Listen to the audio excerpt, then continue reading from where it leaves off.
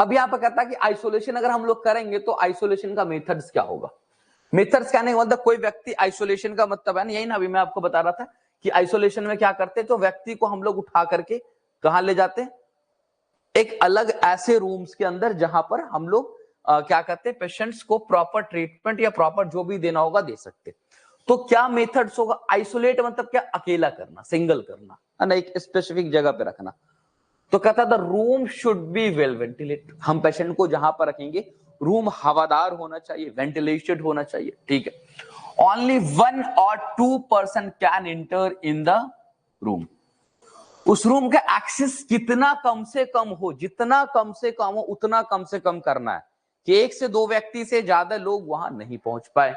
दूसरा, person caring the patient should wear a PPE, यानी अगर कोई पर्सन जा रहा है पेशेंट्स के पास तो ऑब्वियसली हमेशा उसको पीपी है ना, क्या कहते हैं, प्रोटेक्शन जो पीपी किट्स जो हम लोग देखते हैं वो हमेशा पीपी किट पूरा, चाहे हेडगियर हो, चाहे बॉडी का गॉन हो, आई ग्लास हो है ना, मास्क हो, ग्लव्स हो, this all are completely this known as PP kit है ना। तो पीपी किट्स जो है वो प्रॉपर लगा के जाए। Excreta of the patient should be discarded properly, जो पेशेंट का एक्सक्रीटा जो अभी मैं बताया था वो अगर है तो उसको यदि हम डिस्कार्ड करते हैं, अलग करते हैं, बाहर करते हैं, तो इस चीज का आपको याद रखना है कि एक्सक्रीटा को क्या करना है, डिस्कार्टेड प्रॉपरली रखना, इधर उधर नहीं फेंकना। अब ऐसा लगे तो वेस्ट ही फेंक दो कहीं भी, अगर आप कहीं फेंक दोगे दूसरे वार्ड तो कंटामिनेट हो सकता है, दूसरे व्यक्ति उससे इंफेक्टेड हो सकते, इसलिए उसके एक्सक्रीटा को भी अच्छे से डिस्पोज किया जाता है, ठीक है।